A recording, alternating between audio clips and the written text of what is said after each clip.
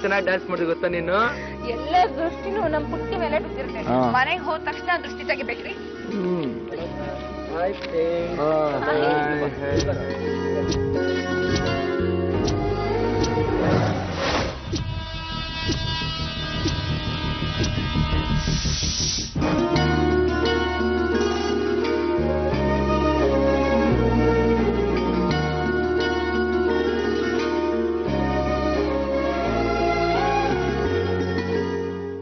ಸರಿನಾ, ಲೇಟ್ ಆಯ್ತು. ಹರ್ಷಿಕಾ ಬಾಮ್ಮ, ಲೇಟ್ ಆಯ್ತು. ಮನೆಗೆ ಹೋಗೋಣ ಬಾ ಪುಟ್ಟಿ. ನಮ್ಮನೆಗೆ ಇನ್ನೊಂದ್ಸರಿ ಬಾ ಪುಟ್ಟ ಆಟ ಆಡುವಂತೆ.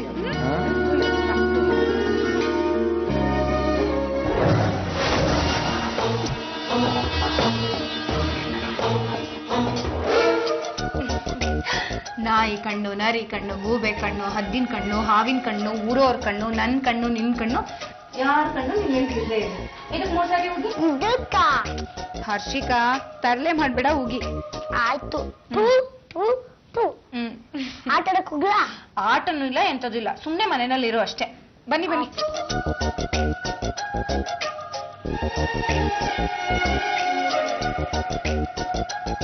ನೋಡ್ರಿ ಎಷ್ಟು ದೃಷ್ಟಿ ಆಗಿದೆ ಅಂತ.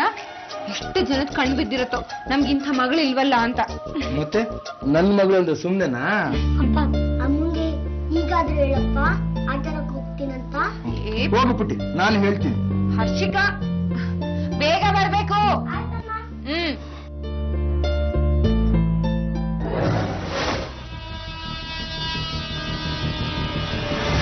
ಇದು ಬೆಂಗಳೂರು ಬ್ಯಾಟರಾಯನಪುರದಲ್ಲಿರೋ ವೇಣುಗೋಪಾಲ್ ಅವರ ಕುಟುಂಬ. ಗಂಡ ಹೆಂಡತಿ ಇಬ್ಬರು ಮಕ್ಕಳ ಮುದ್ದಿನ ಸಂಸಾರ. ಬಿಲ್ಡಿಂಗ್ ಮೆಟೀರಿಯಲ್ಸ್ ವ್ಯಾಪಾರ ಮಾಡೋ ವೇಣುಗೋಪಾಲ್ ತಕ್ಕ ಮಟ್ಟಿಗೆ ಅನುಕೂಲಸ್ಥರಾಗೇ ಇರ್ತಾರೆ. ಮಕ್ಕಳನ್ನ ಕುಮಾರನ್ ಚಿಲ್ಡ್ರನ್ ಸ್ಕೂಲಲ್ಲಿ ಓದಿಸ್ತಾ ಇರ್ತಾರೆ. ದೊಡ್ಡ ಮಗಳು ವಿನಿಕಾ, ಎರಡನೇ ಮಗಳು ಹರ್ಷಿಕಾ. ಇಂಥ ಹ್ಯಾಪಿ ಫ್ಯಾಮಿಲಿಯಲ್ಲಿ ನಡೆದ ಒಂದು ಟ್ರಾಜಿಡಿ ಬಗ್ಗೆ ನಾವಿವತ್ತು ನಿಮಗೆ ಹೇಳ್ತೀವಿ. ಇಲ್ಲಿ ಹರ್ಷಿಕಾ ತಾಯಿ ಯಾರ್ದೋ ಕಣ್ಣು ಬಿದ್ದಿದೆ ಅಂತ ದೃಷ್ಟಿ ನಿವಾಳಿಸ್ತಿದ್ರೆ ಅಷ್ಟರಲ್ಲಿ ಒಬ್ಬ ವ್ಯಕ್ತಿ ಈ ಮಗು ಮೇಲೆ ಕೆಟ್ಟ ದೃಷ್ಟಿ ಹಾಕಿದ್ದ. ಮುಂದೆ ಏನಾಗುತ್ತೆ? ಇಷ್ಟೊತ್ತಾಯ್ತು ಇನ್ನೂ ಬಂದಿಲ್ಲ. ಹೋಗ್ಬೇಡ ಅಂದ್ರೆ ಕೇಳಿಲ್ಲ, ನೀವು ಕಳಿಸ್ಬಿಟ್ರಿ.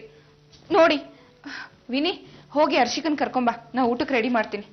ಬರ್ತಾಳೆ ಬಿಡೆ. ಬೆಳಗ್ಗೆ ಆದ್ರೆ ಸ್ಕೂಲು, ಟ್ಯೂಷನ್, ಹೋಮ್ ವರ್ಕ್ ಇದ್ದಿದ್ದೆ. ಸ್ವಲ್ಪ ಆಟ ಆಡ್ಲಿ ಬಿಡು. ರೀ, ಮಕ್ಕಳ ಮೇಲೆ ಪ್ರೀತಿ ಇರ್ಬೇಕು, ಆದ್ರೆ ಸದ್ರ ಕೊಡ್ಬಾರ್ದು. ಆಯ್ತಮ್ಮ, ಅದೇನ್ ಕಲಿಸ್ತೀಯೋ ನೀನೇ ಕಲ್ಸು. ಮೊದ್ಲು ಊಟಕ್ಕೆ ರೆಡಿ ಮಾಡು, ನಡಿ.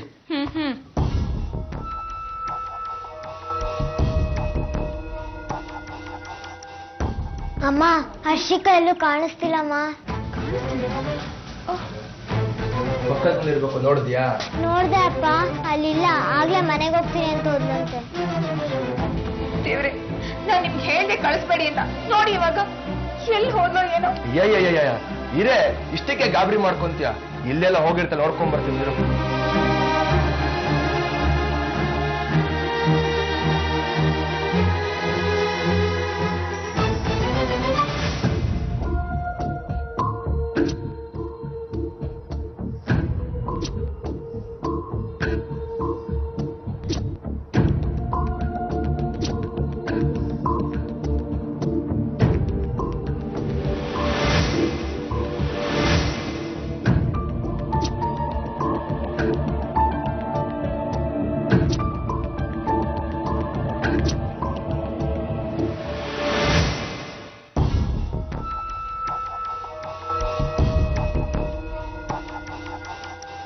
ಅಣ್ಣ, ಏನಾಯ್ತು? ಯಾಕೆ ಟೆನ್ಷನ್ ಅಲ್ಲಿ ಇದ್ದೀರಾ? ನಮ್ ಹರ್ಷಿಕಾ ಕಾಣ್ತಿಲ್ಲ ಕಣ ಉಮೇಶ. ಹರ್ಷಿಕಾ ಕಾಣ್ತಾ ಇಲ್ವಾ? ಏನ್ ಹೋದ್ಲು? ಈಗ ಸ್ವಲ್ಪ ಹೊತ್ತು ಮುಂಚೆ ಆಟ ಆಡ್ತಿರ್ತೀನಿ ಹೊರಗೋದ್ಲು. ಎಲ್ಲೂ ಕಾಣ್ತಿಲ್ಲ ಕಣೋ. ಅಣ್ಣ, ಸ್ವಲ್ಪ ಹೊತ್ತಿಗೆ ಮುಂಚೆ ಇಲ್ಲೇ ಮಕ್ಕಳ ಜೊತೆ ಆಟ ಆಡ್ತಾ ಇದ್ಲು. ಆದ್ರೆ ಎಲ್ಲೂ ಹೋದ್ಲೋ ಗೊತ್ತಿಲ್ಲ, ಇವಾಗ ಎಲ್ಲೂ ಕಾಣಿಸ್ತಾ ಇಲ್ಲ. ಸಮಾಧಾನ ಮಾಡ್ಕೊಂಡಿತ್ಯ. ಇಲ್ಲೆಲ್ಲ ಹೋಗಿರ್ತಾರೆ, ಹುಡ್ಕಣ.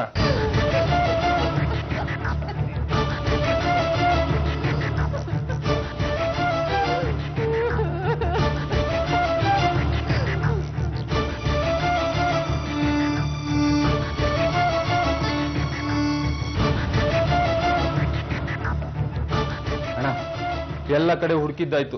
ಇನ್ ತಡ ಮಾಡೋದ್ ಬೇಡ. ಯಾವ್ದಕ್ಕೂ ಒಂದು ಪೊಲೀಸ್ ಕಂಪ್ಲೇಂಟ್ ಕೊಡೋದು ಒಳ್ಳೇದು ಅನ್ಸುತ್ತಣ್ಣ. ಕಂಪ್ಲೇಂಟ್ ಕೊಡ್ಬೇಕಂದ್ರೆ ಮಗು ನಾಪತ್ತೆಯಾಗಿ ಒಂದಿನಾದ್ರೂ ಆಗಿರ್ಬೇಕು, ಇಲ್ಲಾಂದ್ರೆ ಕೇಸ್ ತಗೊಳಲ್ಲ. ಯಾಕೆ ತಗೊಳಲ್ಲ? ಅಣ್ಣ, ನೀವು ನಡೀರಿ. ಅಕ್ಕ ಪಾಪ ಎಷ್ಟು ನೊಂದ್ಕೊಂಡಿದಾರ ನೋಡಿ. ನಡೀರಣ. ಸಿಕ್ಕಿದಾಯ್ತು, ಎಲ್ಲೂ ಸಿಗ್ಲಿಲ್ಲ. ಈಗ ಪೊಲೀಸ್ ಅವರೇ ನಮಗ್ ಹುಡುಕೊಡ್ಬೇಕು. ಬೇಗ ಹೋಗ್ರಿ. ಸರಿ, ನಾನು ಹೋಗಿ ಬರ್ತೇನೆ. ಅಷ್ಟ್ರಲ್ಲಿ ಮಗು ಬಂದ್ರೆ ನನಗೊಂದು ಫೋನ್ ಮಾಡು. ಹಾ, ನಡೀನ.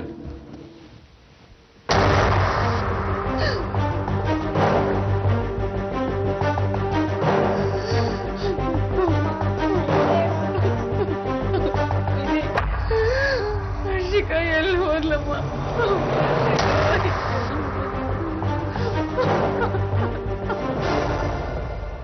ಏನ್ ಹೆಸರು? ಹರ್ಷಿಕಾ ಅಂತ ಸರ್. ಎಷ್ಟು ವಯಸ್ಸು? 4 ವರ್ಷ. ಫೋಟೋ ಏನಾದ್ರು ತಂದಿದ್ದೀರಾ? ತಂದಿದ್ದೀನಿ ಸರ್.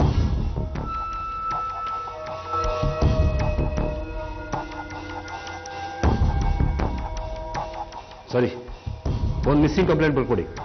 ನಾಳೆ ಬೆಳಿಗ್ಗೆ ಸಾಹೇಬರು ಬರ್ತಾರೆ, ಹುಡುಕೋ ಪ್ರಯತ್ನ ಮಾಡೋಣ. ಏ ನಾರಾಯಣ್, ಒಂದು ಕಂಪ್ಲೇಂಟ್ ಬರ್ಸ್ಕೊಡ್ರಿ.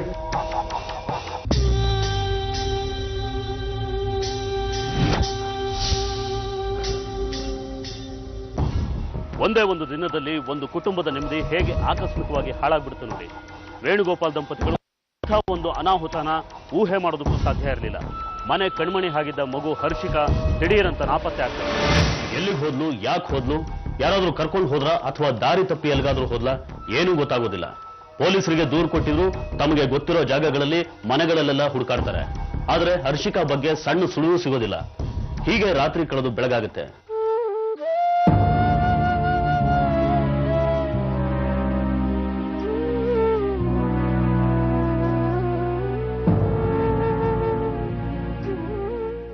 ನನ್ಗನ್ಸತ್ತೆ ನಮ್ಮ ಹರ್ಷಿಕಾ ಯಾರೋ ಕಿಡ್ನಾಪ್ ಮಾಡಿರ್ಬೇಕು. ಅವಳಾಗೆ ಎಲ್ಲೂ ತಪ್ಪಿಸ್ಕೊಳಕ್ ಚಾನ್ಸೇ ಇಲ್ಲ. ಕಿಡ್ನಾಪ? ನಮ್ಮ ಮಗುನ್ ಯಾರು ಕಿಡ್ನಾಪ್ ಮಾಡ್ತಾರೆ? ಯಾರು ಗೊತ್ತು? ಅಲ್ರಿ, ನಮ್ಮ ಮಗುನ ಕಿಡ್ನಾಪ್ ಮಾಡೋದ್ರಿಂದ ಅವ್ರಿಗೇನ್ ಲಾಭ? ಅದೆಲ್ಲ ಗೊತ್ತಾಗ್ಬೇಕು ಅಂದ್ರೆ ಮೊದಲವ್ರು ಸಿಕ್ಕಾಕೋಬೇಕು. ನಾನು ಉಮೇಶನ್ ಕರ್ಕೊಂಡು ಪೊಲೀಸ್ ಸ್ಟೇಷನ್ ಹೋಗಿ ಬರ್ತೀನಿ. ಸಮಾಧಾನ ಮಾಡು.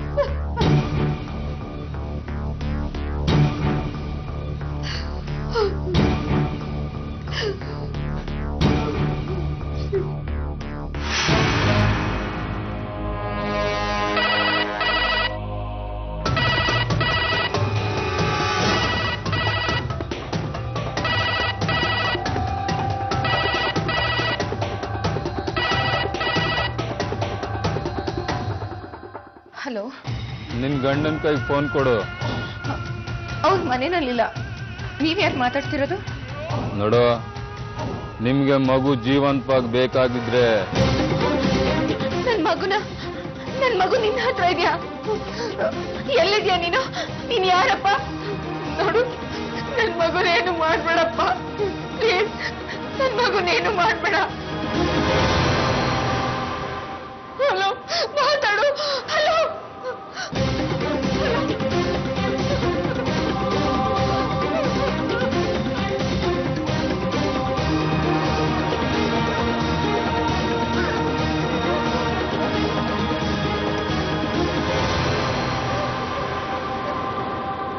ಓ ಉಮೇಶ, ಇಲ್ಲಿದ್ಯಾ? ಮನೆಗೆ ಹೋಗಿದ್ದೆ.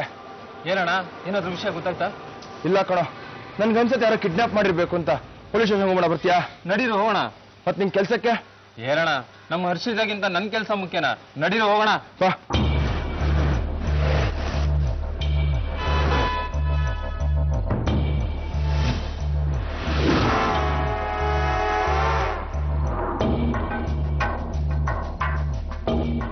ಜನವರಿ 18, 2013 ಬೆಳಿಗ್ಗೆ 9:30. ಅದೇ ಸರ್, ನಿನ್ನೆ ರಾತ್ರಿ ಬಂದು ಮಗು ಕಳೆದೋಗಿದೆ ಅಂತ ಕಂಪ್ಲೇಂಟ್ ಕೊಟ್ಟೋಗಿದೆ ಅಂತ ಹೇಳಿದ್ನಲ್ಲ, ಅವರೇ ಇವರು. ಕೂತ್ಕೊಳ್ಳಿ.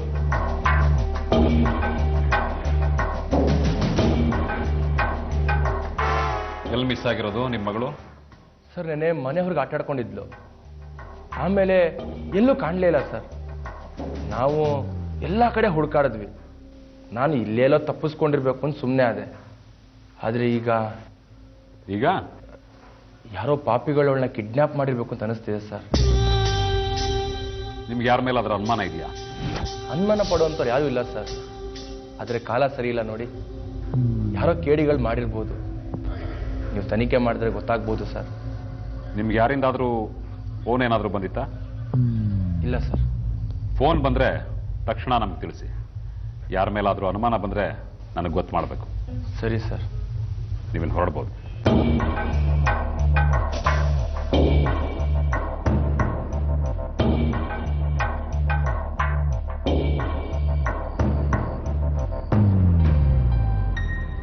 ಅಣ್ಣ, ಯಾರೋ ನಿಮ್ ಬಗ್ಗೆ ಚೆನ್ನಾಗಿ ತಿಳ್ಕೊಂಡಿರೋರು ಈ ಕೆಲಸ ಮಾಡಿರ್ತಾರ ಅಣ್ಣ.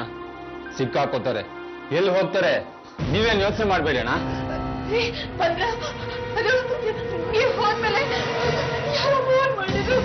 ಫೋನ್ ಮಾಡಿದ್ರ? ಯಾರು? ಏನಂತೆ? ಯಾರು ಅಂತ ಗೊತ್ತಿಲ್ಲ. ನಿಮ್ಗೆ ನಿಮ್ಮ ಮಗು ಜೀವಂತವಾಗ್ಬೇಕಾದ್ರೆ ಜೀವಂತವಾಗಿರ್ಬೇಕಾದ್ರೆ ಆಯ್ತಾರೆ. ಅಷ್ಟೊಳಗೆ ಫೋನ್ ಕಟ್ಟಾಯ್ತು. ಯಾಕೋ ಭಯ ಆಗ್ತಾ ಇದೆ. ಅಕ್ಕ, ಆ ವಾಯ್ಸ್ ಯಾರ್ದು ಅಂತ ಏನಾದ್ರು ಗೊತ್ತಾಯ್ತಾ? ಇಲ್ಲ, ಪರಿಚಯ ಧ್ವನಿ ತರ ಇಲ್ಲ ಅದು. ನಾನು ಹೇಳಿಲ್ವಾ ಇದು ಯಾರು ಕಿಡ್ನಾಪರ್ಗೆ ಕೆಲಸ ಅಂತ? ಅಣ್ಣ, ಅವ್ನ್ ಮತ್ತೆ ಫೋನ್ ಮಾಡ್ತಾನೆ. ಆ ನಂಬರ್ ಯಾರ್ದು ಅಂತ ಗೊತ್ತಾದ್ರೆ ಪೊಲೀಸ್ನವರು ಅರ್ಧ ಗಂಟೆ ಪತ್ತೆ ಹಚ್ಚುತ್ತಾರೆ.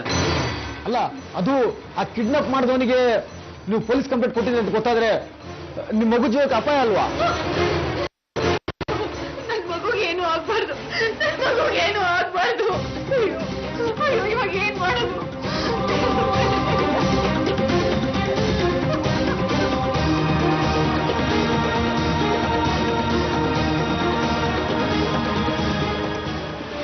ವಿಚಿತ್ರ ಅಂದ್ರೆ ಕಿಡ್ನಾಪರ್ ಮತ್ತೆ ಫೋನ್ ಮಾಡೋದೇ ಇಲ್ಲ. ಬ್ಯಾಟರಾಯನ್ಪುರ ಪೊಲೀಸ್ನವರು ಎಲ್ಲಾ ಸ್ಟೇಷನ್ಗಳಿಗೂ ಹರ್ಷಿಕಾ ಬಗ್ಗೆ ಮಾಹಿತಿ ನೀಡುತ್ತಾರೆ. ಅನುಮಾನ ಇರೋ ಕಡೆ ಎಲ್ಲ ಹುಡುಕಾಡ್ತಾರೆ, ಸಾಕಷ್ಟು ತನಿಖೆ ನಡೆಸ್ತಾರೆ. ಆದರೂ ಹರ್ಷಿಕಾ ಬಗ್ಗೆ ಯಾವುದೇ ಸುಳಿವು ಸಿಗೋದಿಲ್ಲ. ಹೆತ್ತವರ ಆತಂಕ ದಿನೇ ದಿನೇ ಹೆಚ್ಚಾಗುತ್ತೆ. ಹೀಗೆ 10 ದಿನಗಳು ಕಳೆದು ಹೋಗುತ್ತೆ.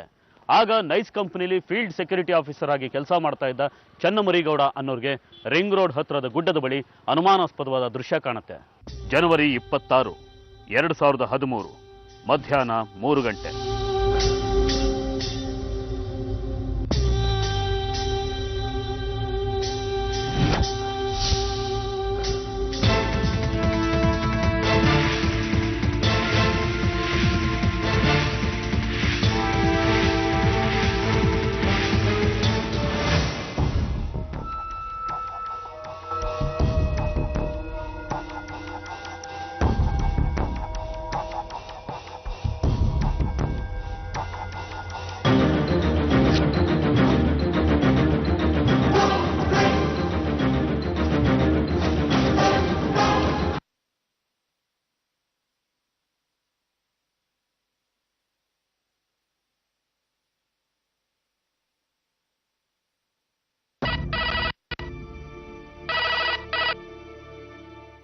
ಹಲೋ,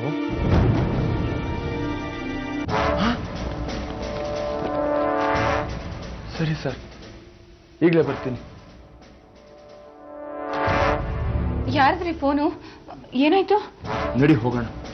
ಎಲ್ಲಿಗೆ? ನಾನು ಹೇಳ್ತೀನಿ ನಡಿ. ಅಲ್ಲ ರೀ, ನಡಿ ಹೋಗೋಣ.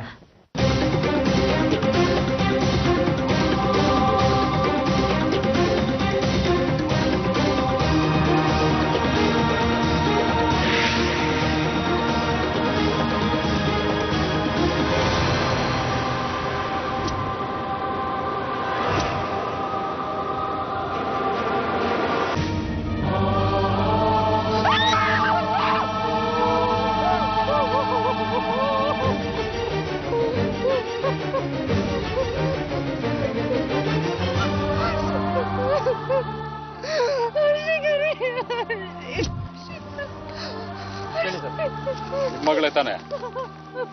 ಹೌದು ಸರ್, ನನ್ನ ಮಗಳೇ.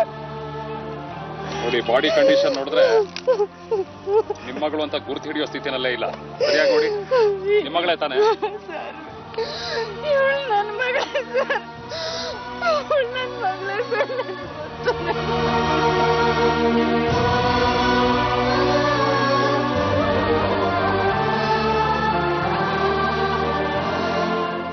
ಕೊನೆಗೂ ಹರ್ಷಿಕಾ ಸಿಕ್ಕಿದ್ದು ಶವವಾಗಿ. ಪೋಸ್ಟ್ ಮಾರ್ಟಂನಲ್ಲಿ ಅದು ಕೊಲೆ ಅನ್ನೋದು ಸ್ಪಷ್ಟವಾಗಿ ಗೊತ್ತಾಗಿತ್ತು. ಮೊದಲು ತಲೆಗೆ ಬಲವಾದ ಏಟು ಬಿದ್ದಿತ್ತು, ಆನಂತರ ಉಸಿರುಗಟ್ಟಿ ಸಾಯಿಸಲಾಗಿತ್ತು. ಪುಟ್ಟ ಮಗು ಮೇಲೆ ಯಾರಿಗೆ ಕೊಲೆ ಮಾಡುವಂಥ ದ್ವೇಷ ಅನ್ನೋದು ಯಾರಿಗೂ ಅರ್ಥ ಆಗೋದಿಲ್ಲ. ವೇಣುಗೋಪಾಲ್ ಕೂಡ ಯಾರ ಜೊತೆನೂ ಜಗಳ ದ್ವೇಷ ಕಟ್ಕೊಂಡವರಲ್ಲ. ಯಾರಾದ್ರೂ ಹಣಕ್ಕೋಸ್ಕರ ಕಿಡ್ನಾಪ್ ಮಾಡಿದ್ದಾರೆ ಅಂದ್ರೆ ಯಾರೂ ಹಣ ಕೇಳಿರ್ಲಿಲ್ಲ. ಒಂದೇ ಒಂದ್ಸಲ ಯಾರೋ ಫೋನ್ ಮಾಡಿ ಕಟ್ ಮಾಡಿದ್ ಬಿಟ್ರೆ ಮತ್ತೆ ಫೋನ್ ಮಾಡಿ ಯಾವುದೇ ಬೇಡಿಕೆ ಇಟ್ಟಿಲ್ಲ. ಹಾಗಾಗಿ ಹರ್ಷಿಕಾ ಕೊಲೆ ಪೊಲೀಸರಿಗೂ ತಲೆನೋವಾಗಿತ್ತು. ನೋಡಿ, ಸ್ವಲ್ಪ ನೆನಪು ಮಾಡ್ಕೊಳ್ಳಿ. ಕಿಡ್ನಾಪ್ ಮಾಡಿದವನು ಯಾವುದೇ ಡಿಮ್ಯಾಂಡು ಇಡದೆ ಮಗುನ ಸಾಯಿಸಿದಾನೆ ಅಂದ್ರೆ ನಿಮ್ಮ ಮೇಲೆ ಅವನಿಗೆ ದ್ವೇಷ ಇರಬೇಕು. ನನಗನ್ಸುತ್ತೆ ಯಾರೋ ನಿಮಗೆ ತುಂಬಾ ಹತ್ರದವರೇ ಈ ಕೆಲಸ ಮಾಡಿದ್ದಾರೆ ಅನ್ಸುತ್ತೆ. ಸ್ವಲ್ಪ ಯೋಚನೆ ಮಾಡಿ ನೋಡಿ.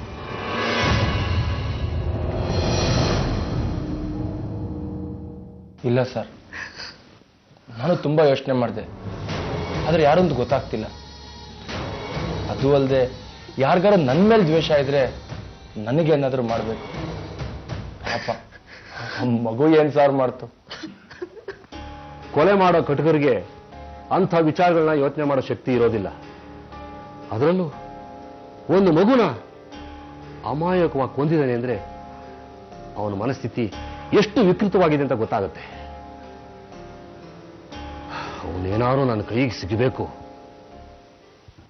ಯಾರು ಸಿಗ್ತಾರೋ ಬಿಡ್ತಾರೋ, ಆದ್ರೆ ನಮಗಂತೂ ನಮ್ಮ ಮಗು ವಾಪಸ್ ಸಿಗೋದಿಲ್ವಲ್ಲ ಸರ್, ಸಿಗೋದಿಲ್ಲ. ನೋಡಿ ಅಮ್ಮ, ಯಾವುದೇ ಕಾನೂನಿಗೂ ಸತ್ತಿರೋರ್ನ ವಾಪಸ್ ತಂದುಕೊಟ್ಟು ನ್ಯಾಯ ಕೊಡ್ಸಕ್ಕಾಗೋದಿಲ್ಲ. ಹಾಗಂತ ನಿಮ್ಗಾಗಿರೋ ಅನ್ಯಾಯ ಮತ್ತೊಬ್ಬರಿಗೆ ಆಗ್ಬಾರ್ದಲ್ವಾ? ತಪ್ಪು ಮಾಡಿದವ್ರನ್ನ ಹಾಗೆ ಬಿಟ್ರೆ ಮೇಲಿಂದ ಮೇಲೆ ತಪ್ಪು ಮಾಡ್ತಾನೆ ಇರ್ತಾರೆ. ನೋಡಿ, ನಿಮ್ಗೆ ಯಾವುದೇ ಅನುಮಾನ ಬಂದರೂ ತಕ್ಷಣ ನಂಗೆ ತಿಳಿಸಿ, ನಾನಿನ್ನು ಬರ್ತೇನೆ.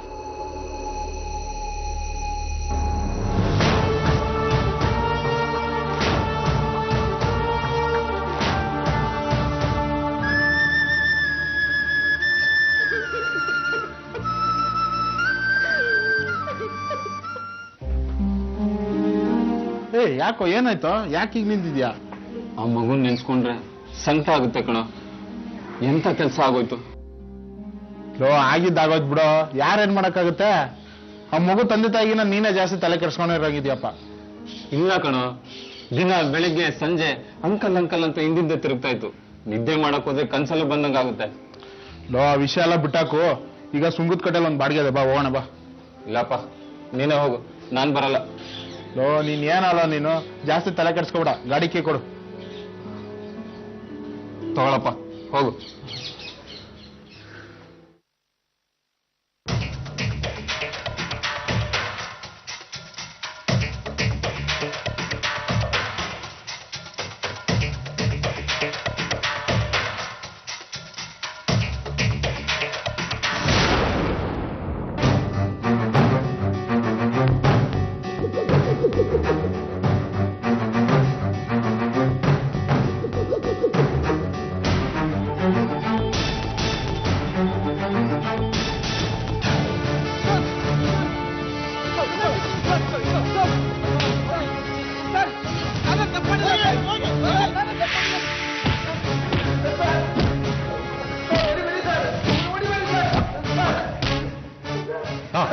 ಸಾಕು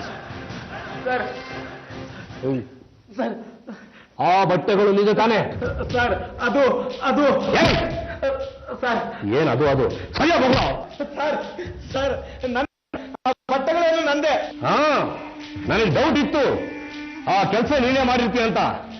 ಹೇಳು, ಆ ಮಗುನ ಯಾಕೆ ಕೊಲೆ ಮಾಡಿದೆ ಹೇಳು. ಸರ್, ಕೊಲೆನ ನಾನು ಯಾಕೆ ಮಾಡ್ಲಿ ಸರ್? ಕೊಲೆ ನಾನು ಮಾಡಿಲ್ಲ ಸರ್. ಆ ಕೊಲೆಗೂ ನನಗೂ ಸಂಬಂಧನೇ ಇಲ್ಲ ಸರ್. ಡೆಡ್ ಬಾಡಿ ಪಕ್ಕದಲ್ಲಿ ನಿನ್ ಬಟ್ಟೆ ಸಿಕ್ಕಿದೆ, ಅದು ನಂದೆ ಅಂತ ನೀನು ಒಪ್ಕೊಂಡಿದ್ಯಾ. ಈಗ ನೋಡಿದ್ರೆ ಕೊಲೆಗೂ ನನಗೂ ಸಂಬಂಧ ಇಲ್ಲ ಅಂತ ಹೇಳ್ತಾ ಇದೀಯಾ. ಏನ್ ತಿಳ್ಕೊಂಡಿದ್ಯಾ ನನ್ನ? ಸರ್, ನಮ್ಮ ತಾಯಣ್ಣಗೆ ನಾನು ಹೇಳ್ತಾ ಇರೋದು ನಿಜ ಸರ್. ಆ ಬಟ್ಟೆಗಳೆಲ್ಲ ನಂದೆ, ಆದ್ರೆ ನಾನು ಕೊಲೆ ಮಾಡಿಲ್ಲ ಸರ್, ಕೊಲೆ ಮಾಡಿಲ್ಲ. ಹಾಗಿದ್ಮೇಲೆ ಆ ಬಟ್ಟೆಗಳು ಅಲ್ಲಿಗೆ ಹಾಗೋಯ್ತು. ಸರ್, ಅದು 15 ದಿನದಿಂದ ನಮ್ಮ ಮನೆ ಫ್ರಿಡ್ಜ್ ಸರ್ವಿಸ್ ಮಾಡಕ್ಕಂತ ಆಟೋ ತರಿಸಿದ್ದೆ. ಆಟೋದಲ್ಲಿ ಫ್ರಿಡ್ಜ್ ಇಡುವಾಗ ಸ್ಕ್ರಾಚ್ ಆಗ್ಬಾರ್ದಂತ ಹಳೆ ಬಟ್ಟೆಗಳು ನೆಟ್ಟಿದೆ ಸರ್. ಅಷ್ಟೇ ಸರ್ ನನಗೆ ಗೊತ್ತಿರೋದು, ಅಷ್ಟೇ. ಆಟೋದವನಿಗೆ ಬಟ್ಟೆ ಕೊಟ್ಟಿದ್ಯಾ? ಯಾರು ಅವನು? ಹೇಳು ಬೇಗ. ಅಂತೂ ಪೊಲೀಸರಿಗೆ ಕೊನೆಗೂ ಒಂದು ಸುಳಿವು ಸಿಕ್ಕಾಗಾಯ್ತು. ಒಂದು ಸಣ್ಣ ಸುಳಿವು ತನಿಖೆಗೆ ದೊಡ್ಡ ತಿರುವನ್ನೇ ನೀಡುತ್ತೆ ಅನ್ನೋದು ನಿಜ. ಇದನ್ನೇ ಆಧಾರವಾಗಿಟ್ಟುಕೊಂಡ ಪೊಲೀಸರು ಮುಂದಿನ ಬೇಟೆ ಪ್ರಾರಂಭ ಮಾಡ್ತಾರೆ.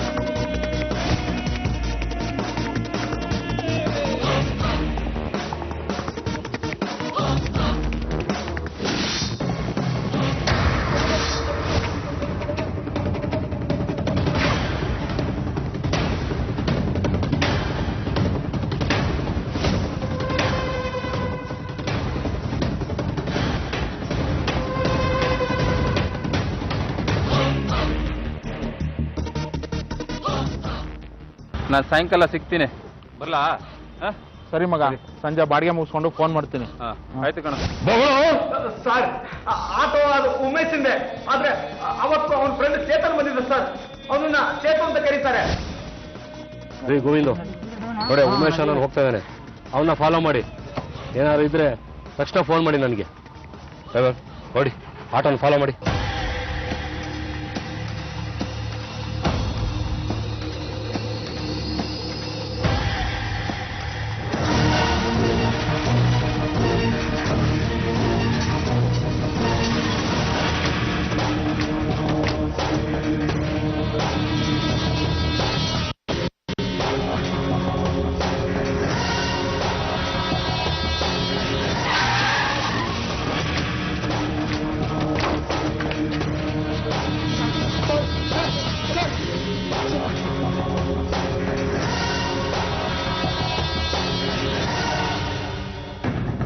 ಹೊಗಳೋ ಬಾಸ್ಟರ್ಡ್. ಹೊಗಳೋ. ಸತ್ಯ ಹೇಳಿಲ್ಲ ಅಂದ್ರೆ ಶೂಟ್ ಮಾಡಿ ಬಿಸಾಕ್ಬಿಡ್ತೀನಿ. ಹೇಳ್ತೀಲ್ವೋ? ಹೇಳೋ ಹೇಳೋ, ನೀನೇ ಅಲ್ವೇ ನಮ್ಮ ಮಗುನ್ ಕೊಲೆ ಮಾಡಿದ್ದು? ಸರ್ ಹೊಡಿಬೇಡಿ ಸರ್, ನಾನೇ ಸರ್ ಮಗುನ್ ಕೊಲೆ ಮಾಡಿದ್ದು, ನಾನೇ ಸರ್. ಮಗ ಏನು ಮಾಡೋದೀಗ? ತಪ್ಪು ಮಾಡ್ಬಿಟ್ಟು ಕಣೋ, ಹರ್ಷಿಕನ್ ಬಿಟ್ಬಿಡೋಣವಾ? ಏನೋ ಜೈಲಲ್ಲಿ ಮುದ್ದೆ ಮುರಿಯಕ್ಕೆ ಅಷ್ಟಾಸನೇನೋ ಗುಜಾಡ್. ಮತ್ತೇನ್ ಮಾಡೋದು? ಎಷ್ಟ್ ದಿನ ಅಂತ ಅವಳನ್ನ ಆಟೋದಲ್ಲಿ ಹೀಗೆ ಇಟ್ಕೊಳಕ್ಕಾಗುತ್ತೆ? 2 ದಿನದಿಂದ ಒಂದ್ ಬಾರಿಗೆ ಹೊಡೆದಿಲ್ಲ ಮಗ. ಬೇರೆ ದಾರಿ ಇಲ್ಲ ಕಣೋ, ಆ ಮಗುನ್ ಮುಗ್ಸೋದು ಒಂದೇ ದಾರಿ.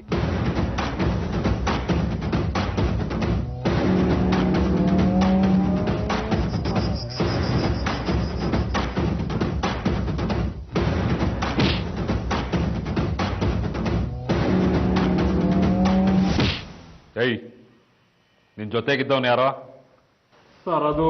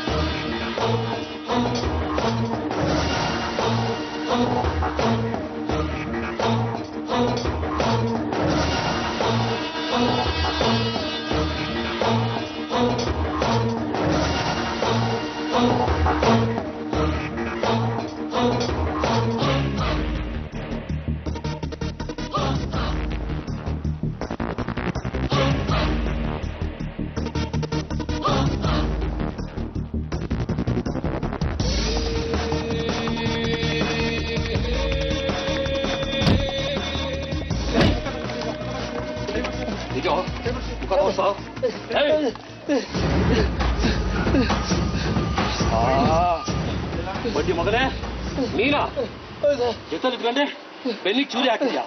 ಅವತ್ತು ಬೇಳೂರ್ ಜೊತೆ ಕಂಪ್ಲೇಂಟ್ ಕೊಡಕ್ ಬಂದಿದ್ದೆ ಅಲ್ವಾ?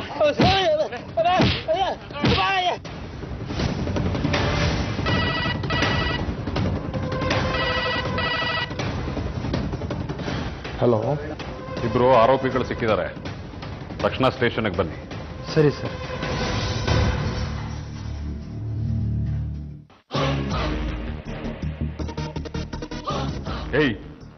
ರಾಸ್ಕಲ್, ಕೊಲೆ ಮಾಡಿದ್ಮೇಲೆ ಏನೋ ಮಾಡಿದ್ರಿ?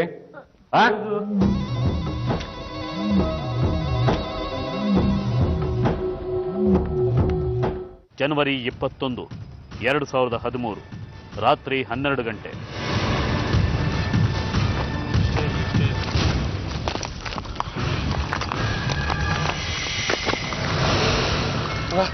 ಈ ಮ್ಯಾಟು ಬಟ್ಟೆ ಎಲ್ಲ ಬ್ಲಡ್ ಆಗಿದೆ, ಏನು ಮಾಡ್ಲಿ?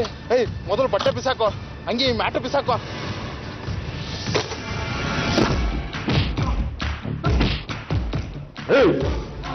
ನಿಮ್ಮಂತವ್ರನ್ನ ನಡು ಬೀದಿಲಿ ಕಟ್ಟಾಕಿ ಜನಗಳ ಕೈಯಿಂದ ಕಲ್ಲು ಓಡಿಸಿ ಸಾಯಿಸ್ಬೇಕು. ಹೇಗ್ರೋ ಮನ್ಸು ಬಂತು ಅಷ್ಟು ಚಿಕ್ಕ ಮಗನ ಸಾಯಿಸೋದಕ್ಕೆ?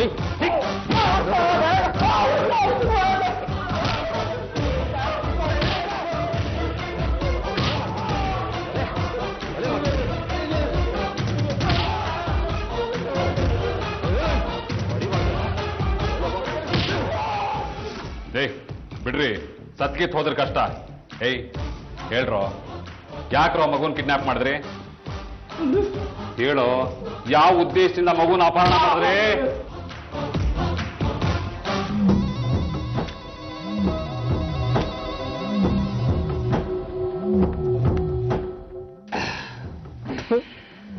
ಏನ್ ಜನ್ಮನೋ ಇದು. ದುಡ್ಡಿರೋರೇ ದುಡ್ಡು ಮಾಡ್ತಾರೆ, ನಮ್ಮಂತ ಕಷ್ಟಪಡೋರ್ಗೆ ಕೊನೆಗೆ ಸಿಗೋದ್ ಚಿಪ್ಪೆ ಕಣ. ನೋಡುವ, ನಾವೀ ಬಾಡಿಗೆ ಆಟೋ ಓಡಿಸ್ಕೊಂಡಿದ್ರೆ ಸಾಯೋ ತನಕ ಹಿಂಗೆ ಇರ್ಬೇಕಾಗುತ್ತೆ. ನಾವ್ ಯಾವಾಗ ಸ್ವಂತ ಮನೆ ಸ್ವಂತ ಆಟೋ ತಗೊಳ್ಳೋದು? ನಾವ್ ಯಾವಾಗ ಜುಮ್ ಅಂತ ಓಡಾಡೋದು? ಇವತ್ತು ರಾತ್ರಿನೇ. ಏನ ಇವತ್ತು ರಾತ್ರಿನಾ? ಏನು ಹೇಳ್ತಾ ಇದ್ಯಾ? ಮಗ, ಹೆಂಗು ಟೈಟ್ ಆಯ್ತೀವಿ, ಹೋಗಿ ಬಿತ್ಕೊಂತೀವಿ. ಅದೇ ನೀನ್ ಹೇಳಲ್ಲ, ಸ್ವಂತ ಮನೆ ಸ್ವಂತ ಗಾಡಿ ಇವೆಲ್ಲ ಸಿಗುತ್ತೆ ಕನ್ಸಲ್ಲಿ. ಕನ್ಸಲ್ಲ ಕಣೋ, ನಾವು ಮನಸ್ಸು ಮಾಡಿದ್ರೆ ಇವತ್ತು ರಾತ್ರಿನೇ ಶ್ರೀಮಂತರಾಗ್ತೀವಿ. ನಿನ್ಗೆ ಆ ದಮ್ಮಿದ್ಯಾ ಹೇಳು? ಮಗ, ನನ್ ದಮ್ ಬಗ್ಗೆ ಮಾತಾಡ್ಬೇಡ. ದುಡ್ಡು ಸಿಗುತ್ತೆ ಅಂದ್ರೆ ಏನ್ ಬೇಕಾದ್ರೂ ಮಾಡ್ತೀನಿ.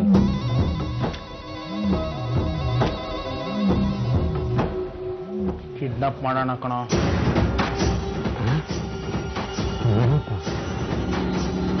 ಯಾರು? ಮೋನವ್ರ ಮಗಳನ್ನ. ನೋಡಬೇಕಂದ್ ಮಗಳನ್ನ? ನಿಮ್ಗೆ ತಿಕ್ಲೇನು? ಹಿಂಗಲ್ಲ ಕಣೋ, ನಾನು ಹೇಳೋದು ಕೇಳು. ಮೊನ್ನೆ ಅವನಿಗೆ ಬೇಜಾನ್ ದುಡ್ಡು ಬಂದಿದೆ. ಅವನಿಗೆ ಅವ್ರ ಮಗಳಂದ್ರೆ ಪ್ರಾಣ. ನಾವು ಅವನ ಮಗಳನ್ನ ಕಿಡ್ನಾಪ್ ಮಾಡಿದ್ರೆ ನಮಗೆ ಬೇಕಾದಷ್ಟು ಹಣ ಕೊಡ್ತಾನೆ. ನಾವು ಅವಾಗ ಸ್ವಂತ ಆಟಗಳು ತಗೋಬೋದು. ಏನಂತೀಯ? ಮಗ, ತಗ್ಲಾಕೊಳ್ಳೋದಿನ? ಹೆದರ್ಕೊಂಡ್ರೆ ಏನು ಸಾಸಕ್ಕಾಗಲ್ಲ. ಆಗಿದ್ದಾಗ್ಲಿ ಮಾಡ್ಬಿಡೋಣ ಏನೋ.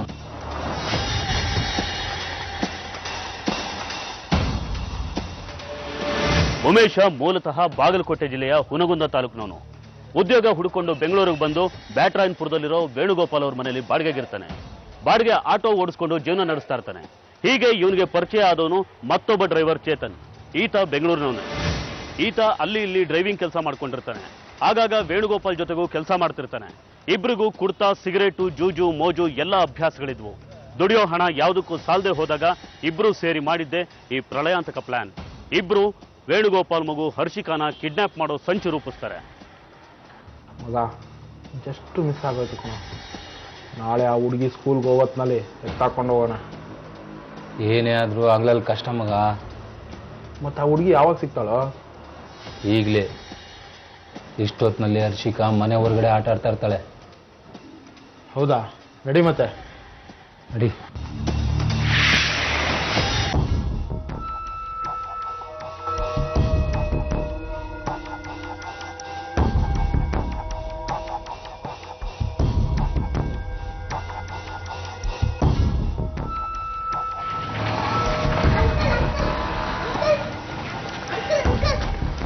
ಏನ್ ಹರ್ಷಿಕಾ?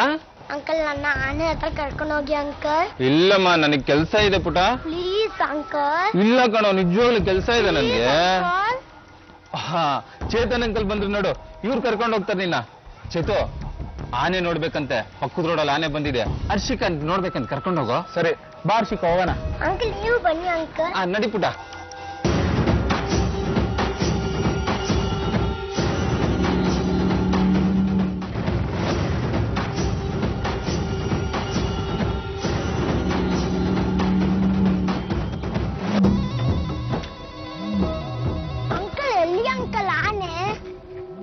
ಬರುತ್ತೆ ಇರಮ್ಮ.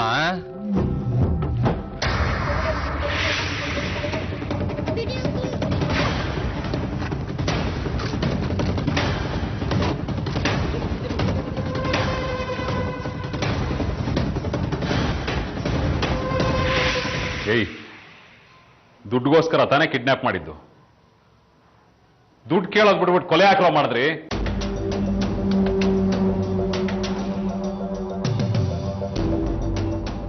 ನೋಡಿ, ನಿಮ್ ಜೊತೆಗೆ ಇದ್ಬಿಟ್ಟು ಎಂಥ ಕೆಲಸ ಮಾಡಿದ್ದಾರೆ.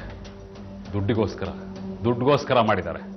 ಅಯ್ಯೋ ಪಾಪಿಗಳ, ದುಡ್ಡು ಕೇಳಿದ್ರೆ ಎಷ್ಟು ಬೇಕಾದ್ರೂ ಕೊಡ್ತಿದ್ನಲ್ಲೋ. ನನ್ನ ಮಗುಗಿಂತ ದುಡ್ಡು ಹೆಚ್ಚಾಗಲ್ಲ ನನಗೆ. ಅದಕ್ಕೆ ಆ ಮಗು ಜೀವ ಯಾಕೋ ತೆಗೆದ್ರಿ? ಏಯ್, ಹೇಳೋ, ಹೋಗ್ಲ.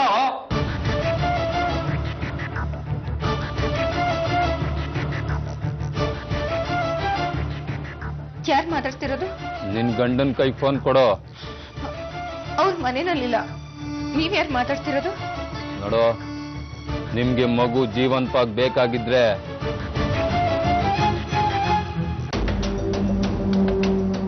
ಹೋ ಉಮೇಶ, ಇಲ್ಲಿದ್ಯಾ? ಮನೆಗೆ ಹೋಗಿದ್ದೆ. ಏನಣ್ಣ, ಏನಾದ್ರೂ ವಿಷಯ ಗೊತ್ತಾಯ್ತಾ?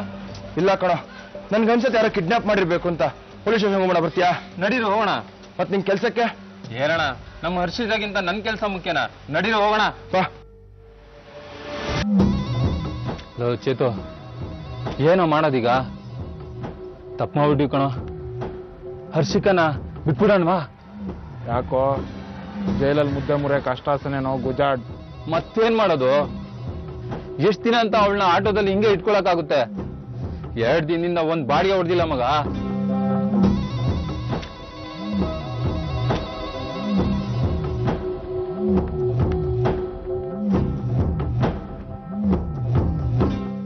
ಬೇರೆ ದಾರಿ ಇಲ್ಲ ಕಣೋ, ಆ ಮಗುನ್ ಮುಗ್ಸೋದು ಒಂದೇ ದಾರಿ.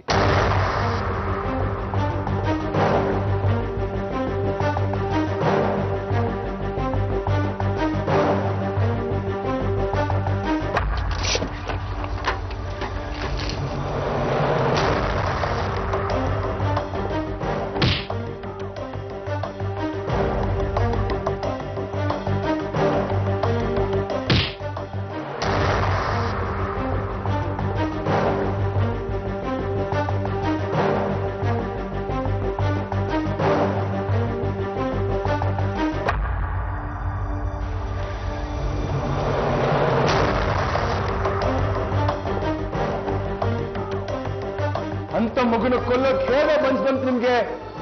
ಗುಂಡು ಮನೆಗೆ ದ್ರೋಹ ಬಂದ್ರು ನಿಮ್ಮನ್ನ. ಬಿಡ್ರಿ ಬೇಡ, ಬಿಡ್ರಿ. ಇಂಥ ಪಾಪಿಗಳಿಗೆ ನ್ಯಾಯಾಲಯ ಸರಿಯಾದ ಶಿಕ್ಷೆ ಕೊಡುತ್ತೆ. ನನ್ನ ಮಕ್ಕಳು ಸಾಯೋ ತನಕ ಸೆಲ್ಲಲ್ಲಿ ಕೊಳಿಬೇಕು, ಹಂಗ್ ಫಿಟ್ ಮಾಡ್ತೀನಿ. ಕೈ ಎತ್ತಾಕೊಂಡೋಗಿ ಸೆಲ್ಗೆ ಬಿಸಾಕ್ರಿ.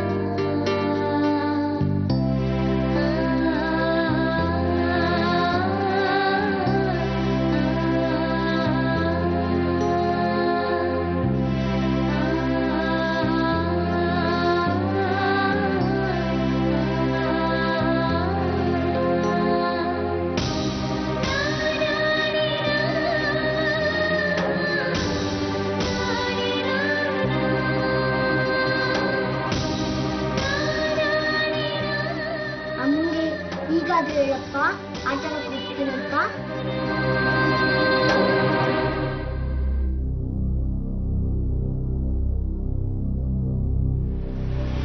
ಉಮೇಶ್ ಹಾಗೂ ಚೇತನ್ ಹಣದ ಆಸೆಯಿಂದ ಹರ್ಷಿಕಾನ ಕಿಡ್ನಾಪ್ ಮಾಡಿದ್ದನ್ನು ನಿಜ. ಆದ್ರೆ ಆ ಮಗುನ ಬಚ್ಚಿಡೋದಕ್ಕೆ ಅವ್ರಿಗೆ ಸರಿಯಾದ ಜಾಗನೂ ಇರಲಿಲ್ಲ. ತಮ್ಮ ಗೂಡ್ಸ್ ಕ್ಯಾರಿಯರ್ ಆಟೋ ಒಳಗೆ ಕೈಕಾಲು ಕಟ್ಟಿ ಬಾಯಿಗೆ ಪಟ್ಟಿ ಹಾಕಿಡ್ತಾರೆ. ಆ ಆಟೋ ರಸ್ತೆಲೇ ಇದ್ದಿದ್ರಿಂದ ಮಗುಗೆ ನೀರಾಗ್ಲಿ ಊಟನಾಗ್ಲಿ ಕೊಡೋದಕ್ಕೆ ಅವ್ರಿಗೆ ಸಾಧ್ಯ ಆಗೋದಿಲ್ಲ. ಮಗು ಆಹಾರ ಇಲ್ಲದೆ 2 ದಿನಗಳಲ್ಲಿ ಸುಸ್ತಾಗಿತ್ತು. ಈ ನಡುವೆ ವೇಣುಗೋಪಾಲ್ ಜೊತೆಗೆ ಇದ್ದಿದ್ರಿಂದ ಫೋನ್ ಮಾಡಿ ಹಣ ವಸೂಲಿ ಮಾಡೋದಕ್ಕೂ ಅವಕಾಶ ಆಗೋದಿಲ್ಲ. ಚೇತನ್ಗೆ ತಾನು ಫೋನ್ ಮಾಡಿದ್ರೆ ಸಿಕ್ಕಾಕೋತೀನಿ ಅನ್ನೋ ಭಯ ಶುರುವಾಗಿತ್ತು. ಆಗ ಅವ್ರಿಗೆ ತಾವು ಎಡವಟ್ಟು ಮಾಡ್ಕೊಂಡಿದ್ದೀವಿ ಅನ್ನೋದು ಅರ್ಥ ಆಗಿತ್ತು. ಈಗ ಅವ್ರಿಗೆ ಹಣ ಅಲ್ಲ, ಸಿಕ್ಕಾಕೊಳ್ದೇ ಇದ್ರೆ ಅಷ್ಟೇ ಸಾಕು ಅನ್ನೋ ಹಾಗಿತ್ತು. ಆಗಲೇ ಇಬ್ರು ಇಂಥ ಒಂದು ಅಮಾನುಷ ನಿರ್ಧಾರಕ್ಕೆ ಬಂದಿದ್ದು. ಎಂಥ ವಿಚಿತ್ರ ನೋಡಿ, ಯಾರ್ದೋ ಸ್ವಾರ್ಥಕ್ಕೆ ತಪ್ಪೇ ಮಾಡದೇ ಇರೋ ಒಂದು ಮುಗ್ಧ ಮಗುವಿನ ಪ್ರಾಣ ಹೋಗುತ್ತೆ. ಸುಲಭವಾಗಿ ಹಣ ಸಂಪಾದನೆ ಮಾಡಬೇಕು ಅನ್ನೋ ದುರಾಸೆಗೆ ಅಮಾಯಕ ಮಗು ಹರ್ಷಿಕಾ ಜೀವ ಕಳ್ಕೋಬೇಕಾಯ್ತು. ಕಿಡ್ನಾಪ್ ಮಾಡೋದು ಒಂದು ಅಪರಾಧ ಆದರೆ ಕಿಡ್ನಾಪ್ ಮಾಡಿ ಬ್ಲ್ಯಾಕ್ ಮೇಲ್ ಮಾಡೋದು ಮತ್ತೊಂದು ತಪ್ಪು. ಉಮೇಶ್ ಹಾಗೂ ಚೇತನ್ ಇವೆರಡಕ್ಕೂ ಮೀರಿದ ಮತ್ತೊಂದು ದೊಡ್ಡ ತಪ್ಪು ಮಾಡ್ತಾರೆ. ಅಮಾನುಷವಾಗಿ ಚಿಕ್ಕ ಮಗುವಿನ ಪ್ರಾಣನೇ ತೆಗಿತಾರೆ. ಇವರಿಬ್ಬರಿಗೂ ಸರಿಯಾದ ಶಿಕ್ಷೆ ಆದರೆ ಹರ್ಷಿಕಾ ಆತ್ಮಕ್ಕೆ ಶಾಂತಿ ಸಿಗಬಹುದೇನೋ. ವೀಕ್ಷಕರೇ, ಇದು ಇವತ್ತಿನ ಕ್ರೈಮ್ ಫೈಲ್. ಮುಂದಿನ ಸಂಚಿಕೆಯಲ್ಲಿ ಮತ್ತೊಂದು ವಿಭಿನ್ನ ಕುತೂಹಲಕಾರಿ ಸತ್ಯಕಥೆಯೊಂದಿಗೆ ಮತ್ತೆ ನಿಮ್ಮ ಮುಂದೆ ಬರ್ತೀವಿ. ನಾವು ಕತೆ ಹೇಳ್ತೀವಿ, ನೀವೆಚ್ಚರವಾಗಿರಿ.